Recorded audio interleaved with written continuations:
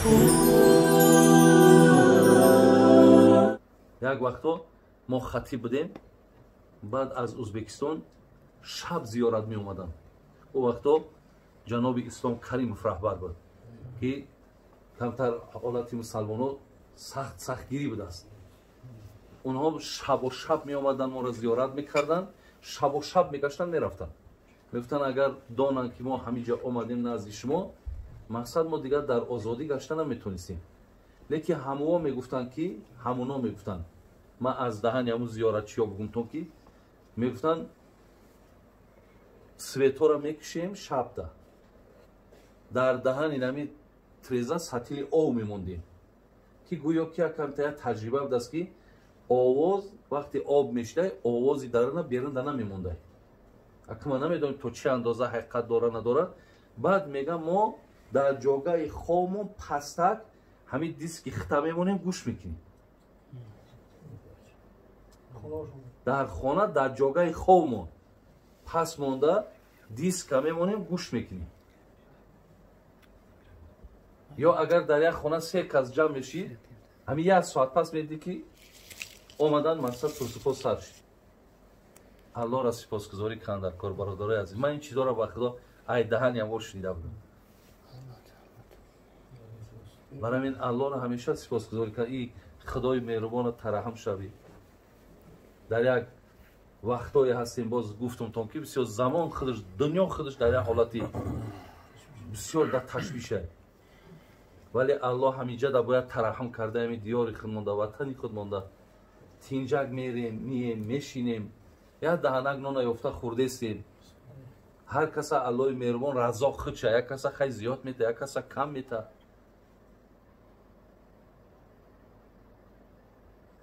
مقصد من برادرای عزیز معنای حدیث بود.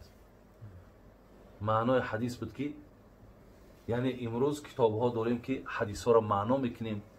بعضی عالما داریم که میروند در پیش او با همون حدیث تعلیم هم میگیرن، میفهمونن. امروز تلفن میدروی در شامله هزارها کتاب ها میبراری، هر کدومش میفورد میخوانی، با مقصد کار دیگر تا دوام میدی. چقدر امکانیت ها را امروز خداوند فراهم کرده است. اکمل حدیثی که من خواندم برادرای عزیز، جناب ابو موسی اشعری چی گفته است؟ گفته است که اینما مثل الجلیس صالح و جلیس سو. پیامبرمون برادرای عزیز انا دو نشسته بسیار یک تمثیل زیبا زای.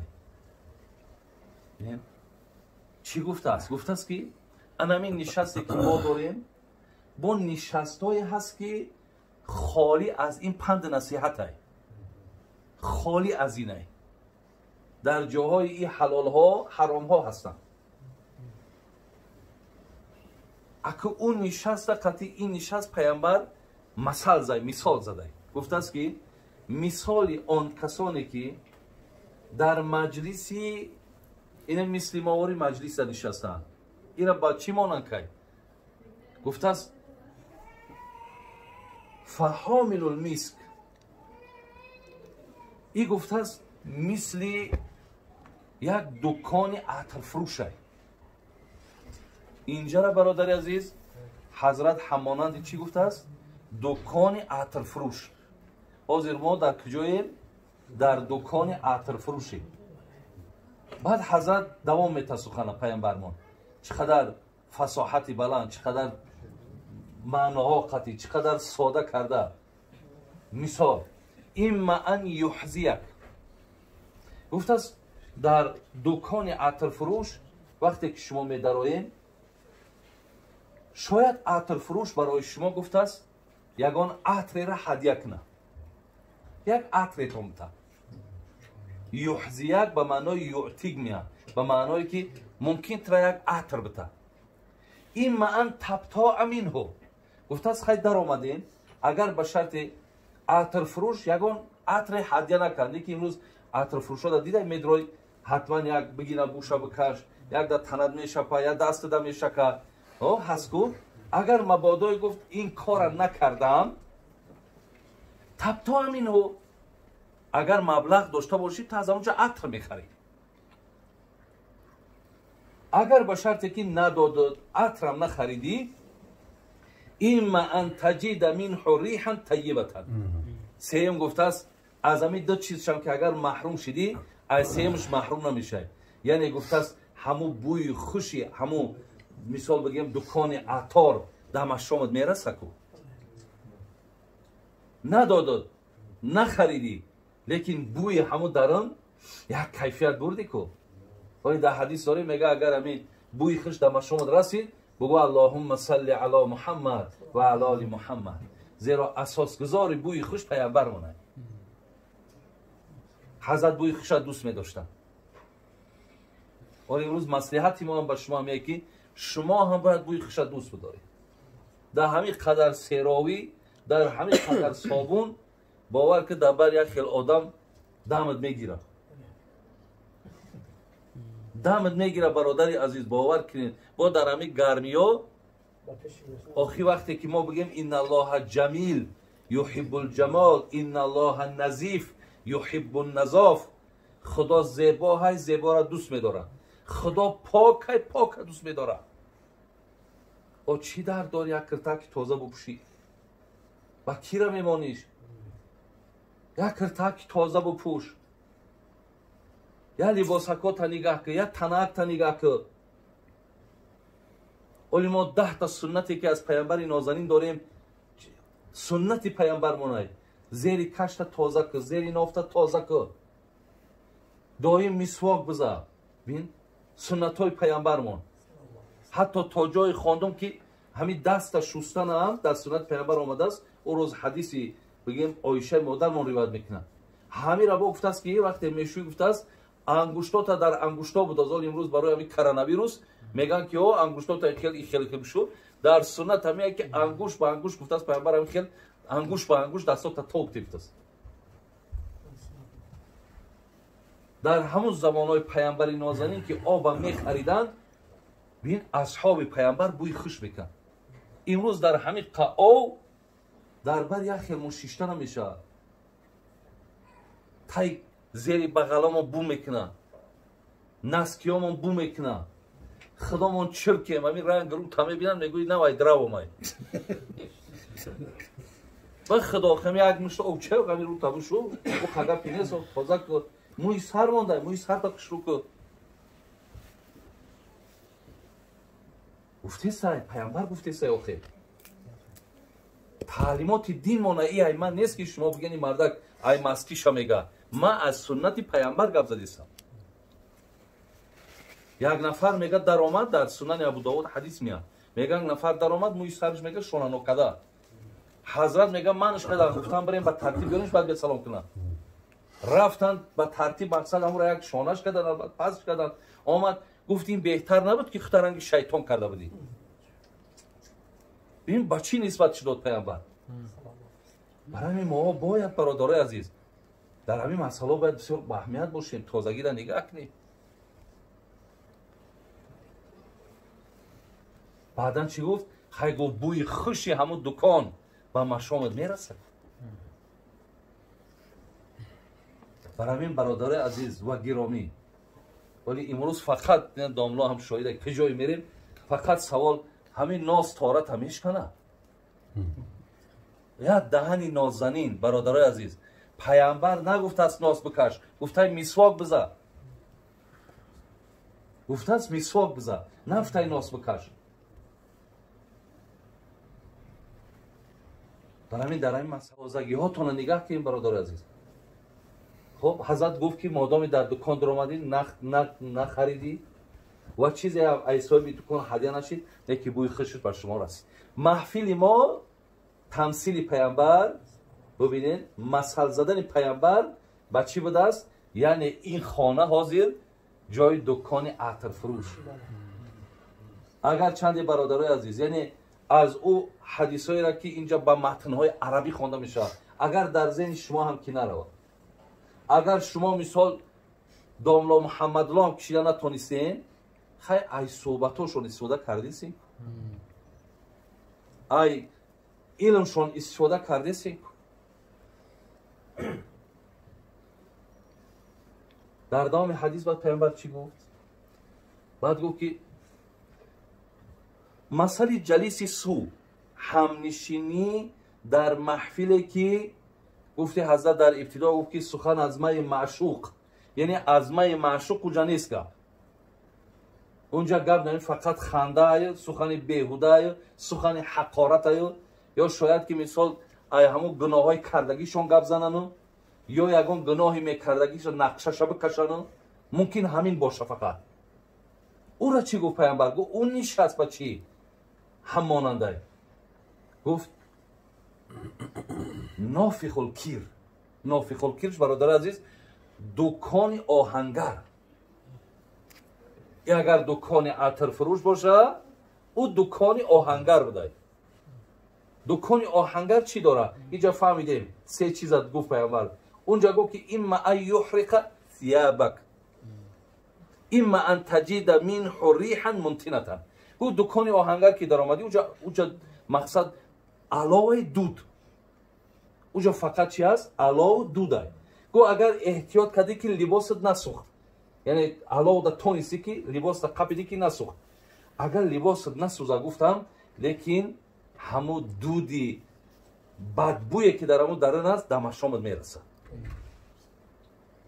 از سوختن لباست احتیاط کردی، لباس تا خودداری کردی، لیکن ای دودش خودداری کردن نمیشه.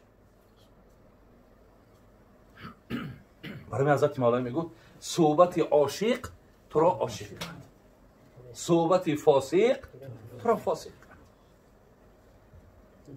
ای هر دو جاش آدم متاثر میشه. از اونجا هم یک زیان و ضرری میرسد، از اینجا هم یک خیر و نیکی میرسد. خدا رحمت کنه بابای مولا شریف یک استادای ما بود، میگفت صحبت مرد خدا مردت کنه، صحبت هر ناسزا سردت کنه. بینید اونا این خیلی میگفتن.